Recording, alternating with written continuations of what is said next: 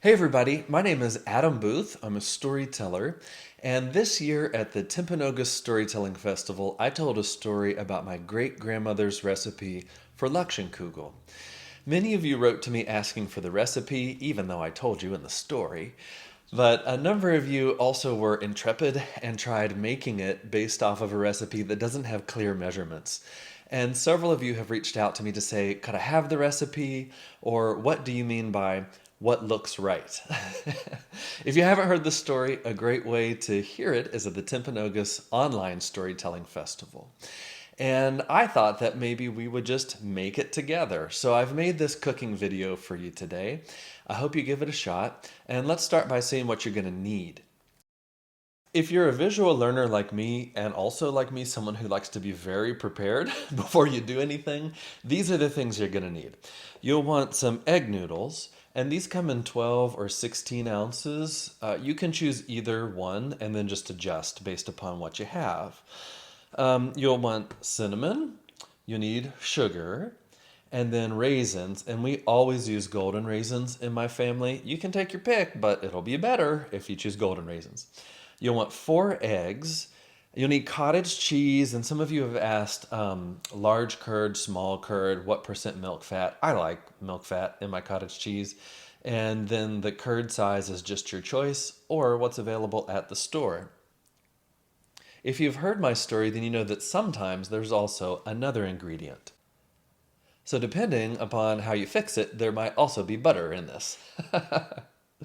Now, what tools will you need? You'll want a colander. You will need a pot with a lid.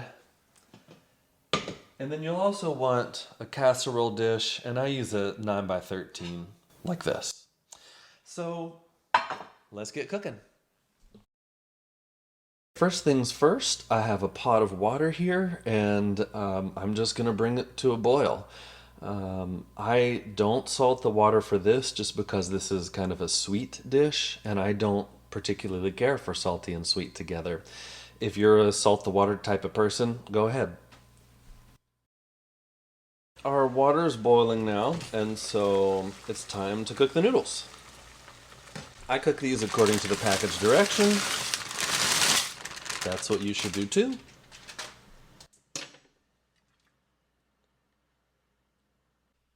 Check on your noodles periodically, give them a nice stir, see what the texture looks like. Not ready.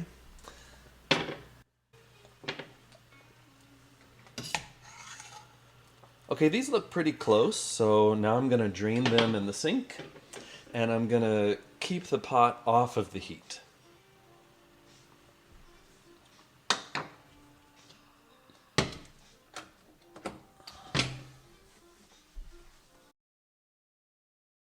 I have my pot here, my noodles are draining, and I went ahead and started the oven preheating, and mine is going to 375. You might do 350, 375, maybe 400, depending on how your oven runs.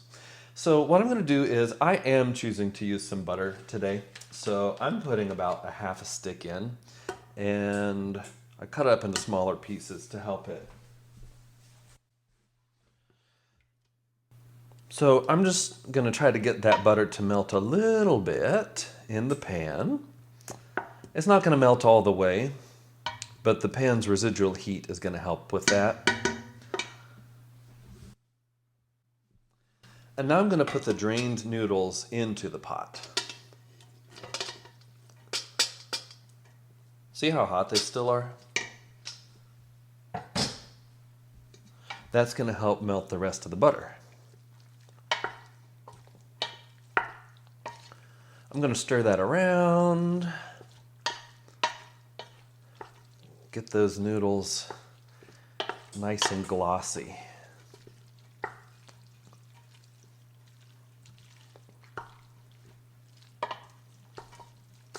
And as I'm doing that, I'm kind of peeking at the butter. Yep, there's a little bit there.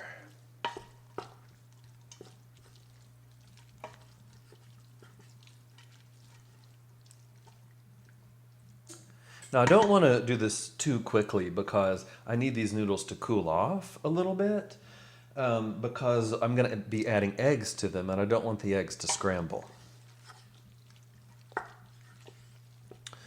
So now that my butter is in there and these noodles are looking nice and glossy, I'm going to add sugar.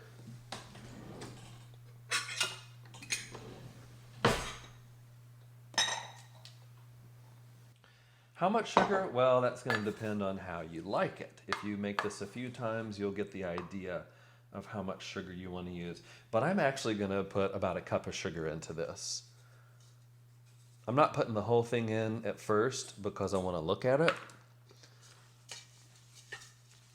Sometimes you put in your sugar and you see, uh-oh, it looks like I've put too much in. So just do a little at a time. Mix it up. Looks pretty good.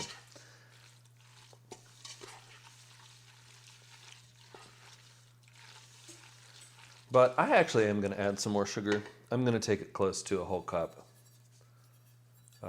Just because it's cold outside. And I need something nice and sweet tonight. Gonna mix it up a little more, making sure to get it off the sides of the pan or the pot.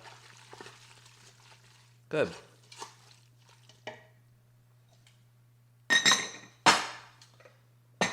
Next is gonna come the eggs, and let me just scooch this out of the way. I'm gonna crack each egg into a little bowl here. This, by the way, came from the Stone Soup Storytelling Festival. And I'm going to crack each one. I'm not doing any special French technique or anything. But I'm going to crack it. And something that I learned from my family, my great-great-grandmother was a cook. She came from Lithuania.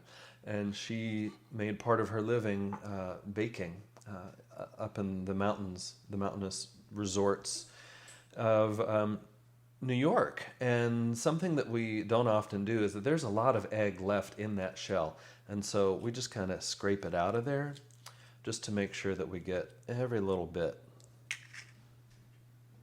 I'm going to check and make sure there's no shell.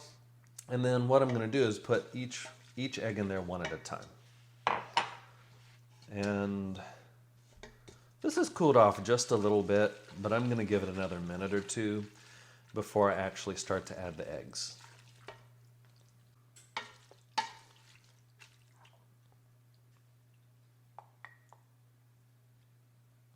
Okay, I'm putting my first egg in here. I'm going to mix it up. Good, it's not cooking in there. Give it a nice stir. And then we'll repeat that with a total of 4 eggs.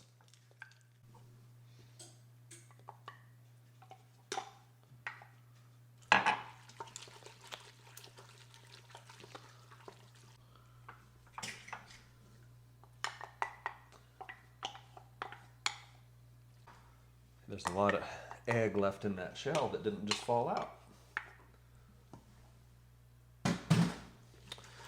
All right, 4 eggs in there. The noodles are nice and golden. And if you look close at this point, it's starting to get a little bit frothy. And that's a good sign.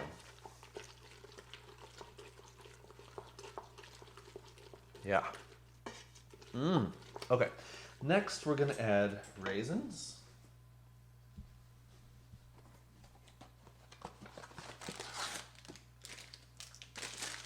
Now, how many raisins, you might say? What looks right? Well, what looks right to me, let's see. I'm just going to put them in. I like to put a lot on top, then mix it and see.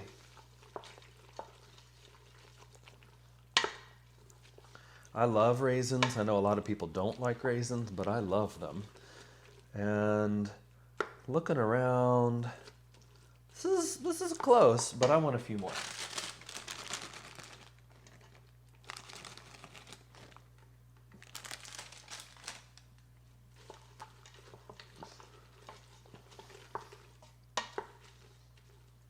They like to hide in there. Okay, Next, we're going to put in some cottage cheese.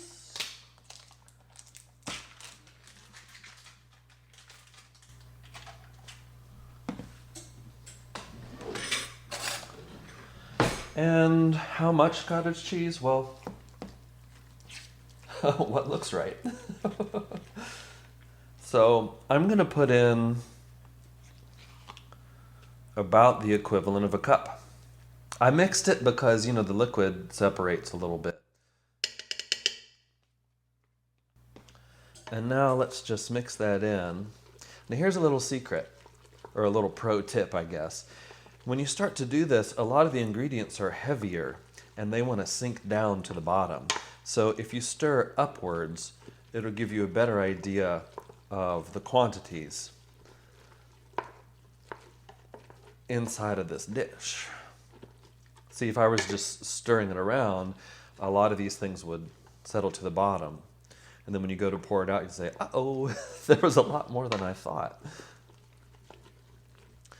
I want just a little more cottage cheese in that. Plus, I love cottage cheese. I would just eat it by the spoon right out of this if I weren't making this video.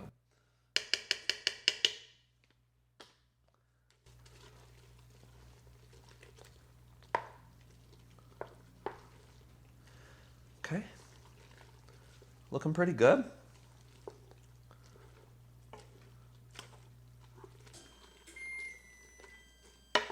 My oven is ready, and now I'm gonna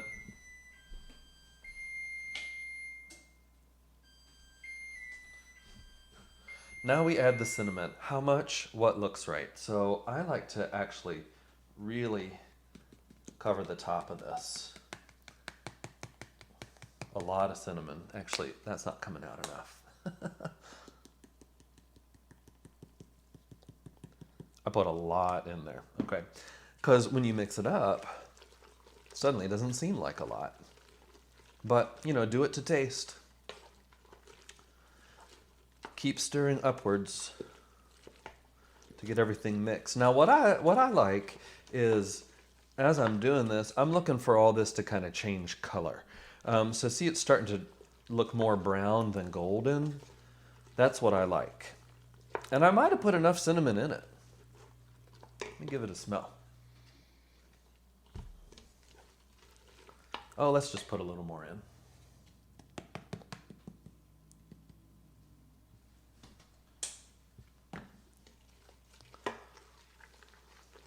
Okay. Yeah, and one thing you can check is that, like, if you tip the pot over, and you can see that, like, the liquid is getting nice and brown, and that's what I like. Not super brown, because then it'll get bitter. Too much cinnamon, but this looks pretty good to me. Okay, so what I'm going to do now is pour this into the casserole dish. I haven't prepared it. I mean, I guess you could, but I don't think you need to. Pour it right in, and then make sure all the good stuff comes out of the pot.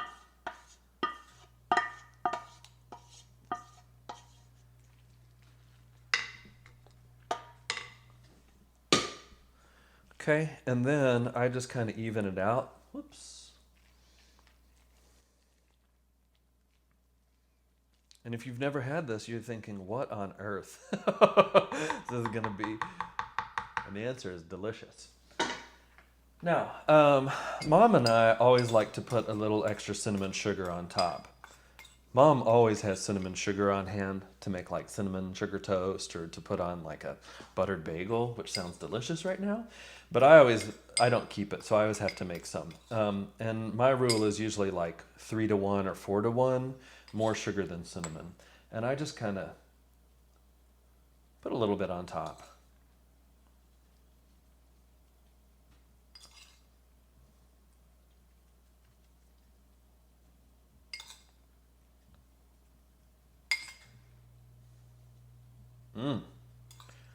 Looks like it's going to be good. And then we're going to put it in the oven. And how long? Well, till it's done. I'm going to check it at about 20 or 25 minutes and show you the test that I do when I'm making this. So let's put it in the oven. While that's cooking, let's check in with Mom. She'll make a cameo via phone. Hello. Hi, I'm making a cooking video and I wanted you to be on it without actually being on it. Do I ever get to see this? Yeah. Oh, okay. Okay. Well, I love you. I'll talk to you later. Okay, love you too. Bye-bye. Bye.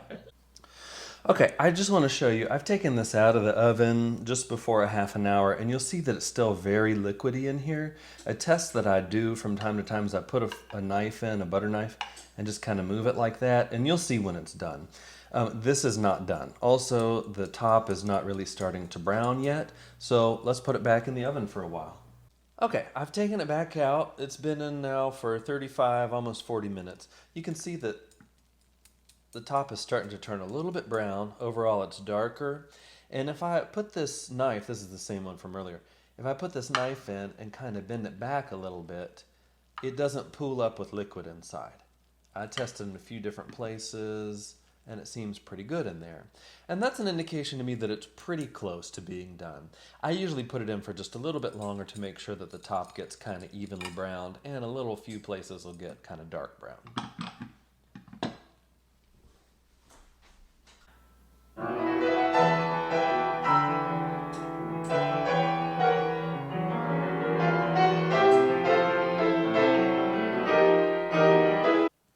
Okay, so here you have it. It's nice and brown all over. It's starting to get crispy in a few places. And that looks done to me. So I'm going to let this cool down. As I said, I put it in a 9x13 pan. You know, if you go to New York and get this like in a deli or something, it might be really, really thick because maybe they've doubled this or made it in a smaller pan. But this is what looks right to me. So I'm going to let it cool as long as I can possibly stand before taking a bite without burning my mouth. And I hope you try it out. I hope you see what works for you and what you end up liking. And when you try it out and it's ready, give me a call because I want a piece.